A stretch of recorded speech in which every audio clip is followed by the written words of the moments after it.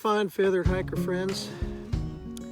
This is Little Hike Mike, and I'm here today at Cliffs of the New State Park once again.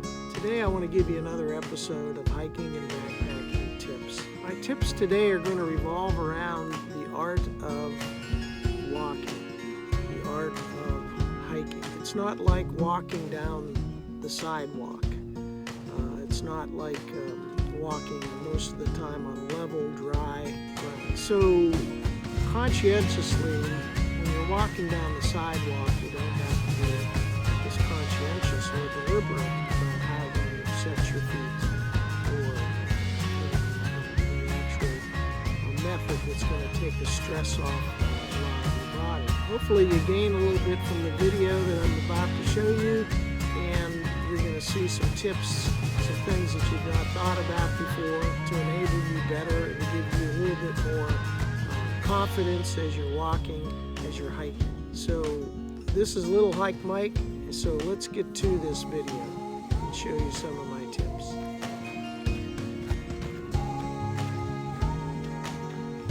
Tip number one of the art of walking, the art of hiking. Use trekking poles.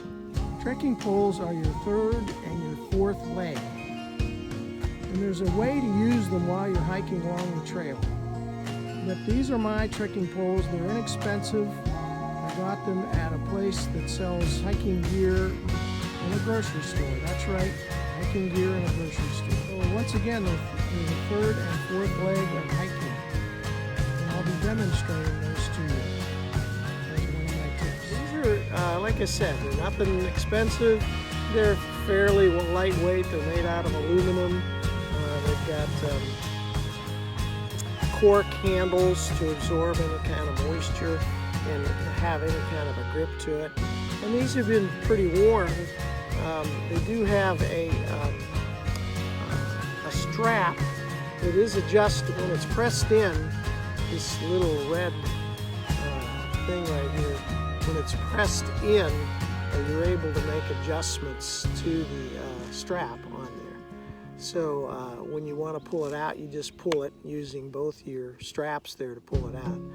But these are good for putting around your wrist, and then actually they do give you some leverage when you have your hand slip off the grip, or if you're not on the grip. And if you did happen to go down, you're not down, I don't want to say this is going to happen, but if you happen to go down the side of a mountain, and people that ski know that your grips keep your ski poles close to you.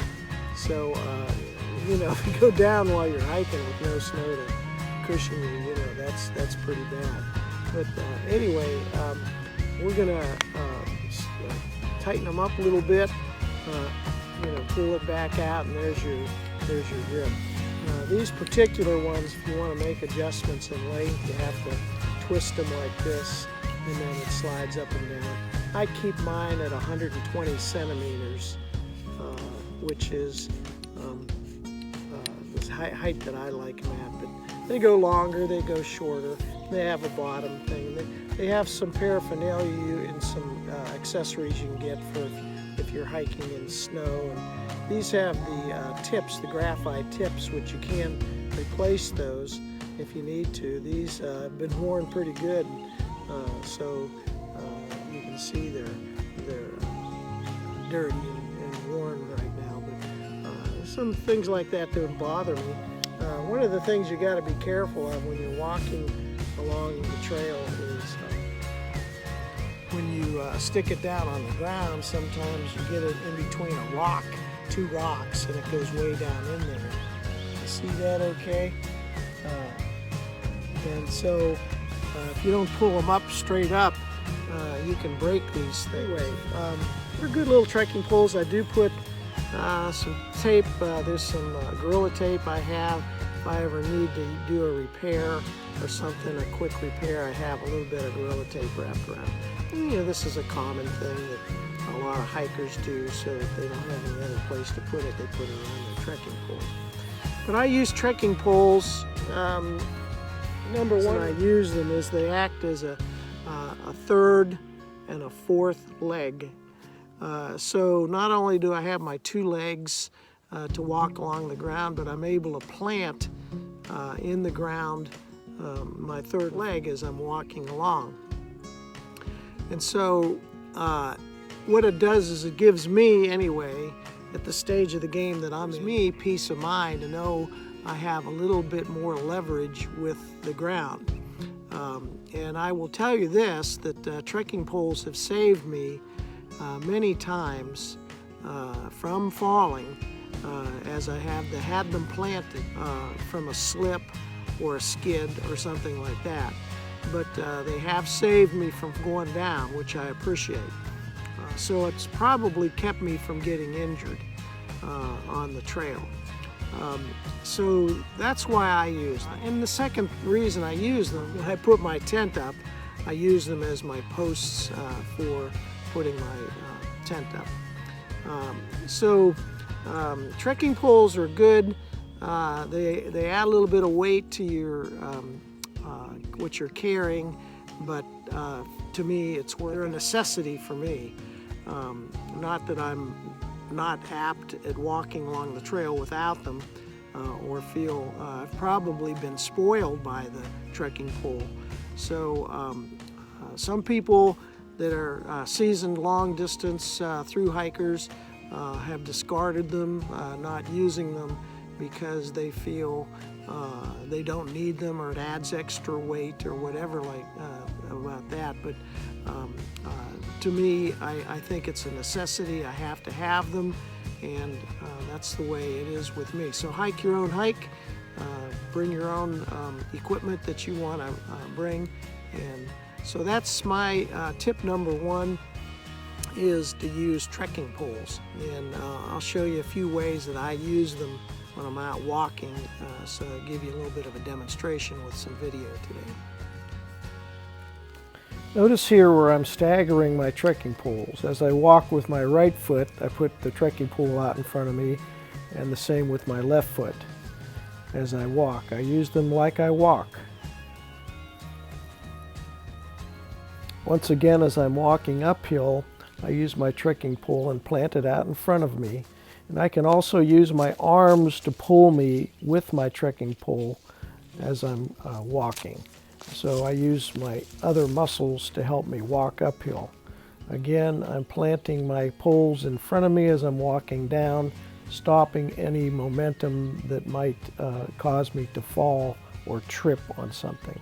So I have 4 legs working instead of just 2.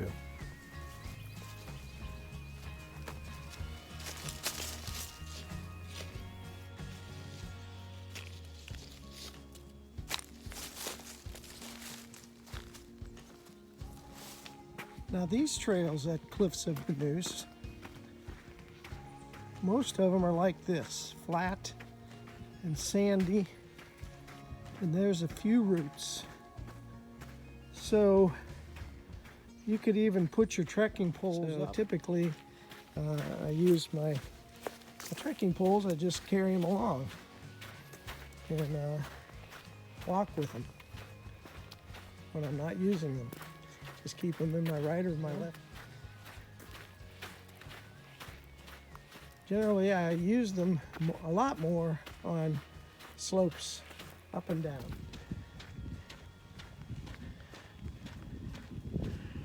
Tip number 2. Be deliberate when you walk.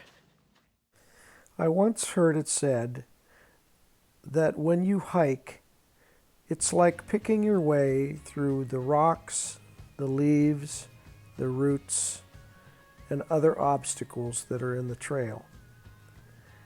It's not as easy as walking down a level street. You have to be deliberate when you place your feet. You have to watch. You have to be vigilant. You have to try to maintain some sort of rhythm with the highest concentration you possibly can muster, and still be able to enjoy the beauty that God has set before you. But the emphasis is, be careful, watch what you're doing, and try to enjoy the hike as you walk along.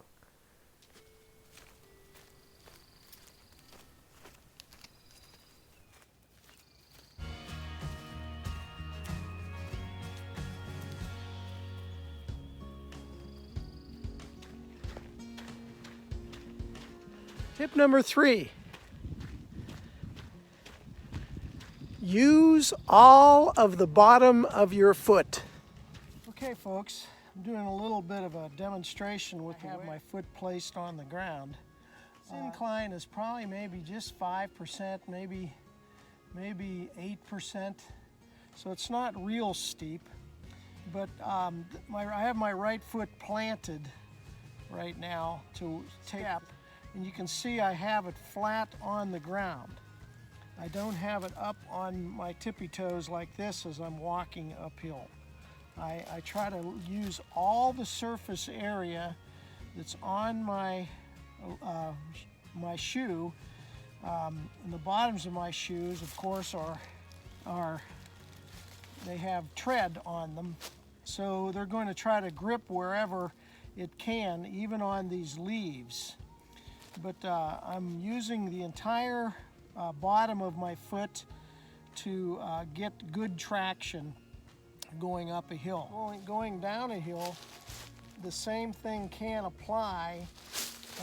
Where you have foot planted is going to have a flat surface. So I'm going down, and I take the other thing that's another good tip about going downhill is you would take real small strides, especially on the steeper slopes.